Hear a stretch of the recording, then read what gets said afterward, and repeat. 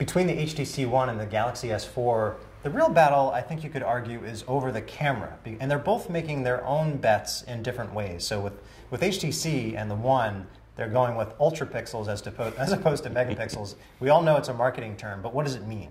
Well, it means that the 4 megapixels that the camera does have are capturing a lot more light to give you better low light performance. And as everyone knows, low light performance is one of the most important measures of image quality because we very rarely take pictures in perfect sunlight. Right, and I was pretty amazed.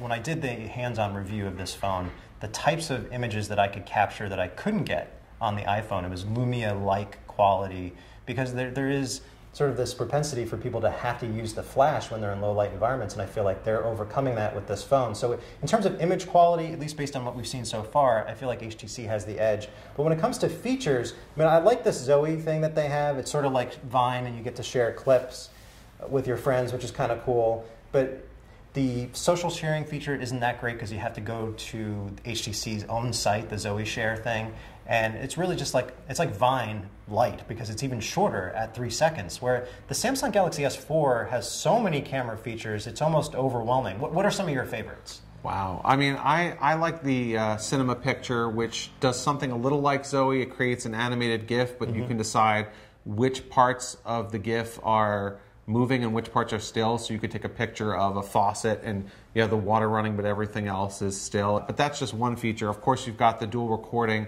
so you can capture both your face looking at something and the external camera at the same time, and they're neat templates, so your little head can appear in a heart shape or something. That's really neat. You've got the eraser feature, which is one that I can't wait to test out. It wasn't easy to test out in the hands-on environment at the event, where if someone runs across your picture, you can erase them from the picture and the background will just replace them. That's got to be awesome for family photos.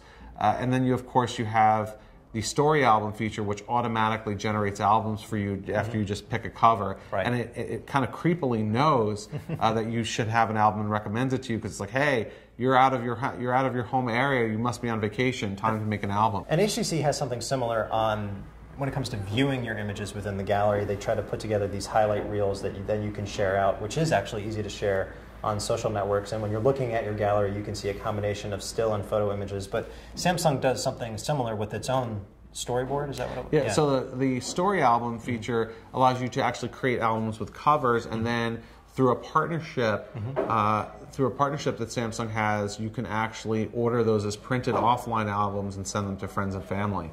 So if you had to pick a winner, and we didn't even really talk too much about specs, but the fact that it has 13 megapixels maybe means something as opposed to the 4 megapixels. I think it's going to mean a lot to a lot of people, because even though we're not necessarily printing all of these out, although if you use the story album feature, you very well might benefit from the added megapixels, your ability to zoom in on features really matters. So when you reviewed the HTC One, I think you noticed that when you zoomed in on parts of a picture, they became a bit pixelated, right? Right. No, I did, and that's a challenge. If you want to crop images, which a lot of us want to do with our photos, especially if we're going to share them out and want to take things out of the frame, I think that can be a real detriment if you want to make sure that those images look their best. You want the most amount of detail, but you also want a lot of light.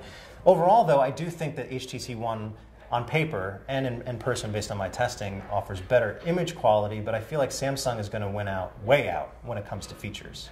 Yeah, for that reason, I'm going to go with Samsung because I think that having those features makes you more likely to use and enjoy your camera.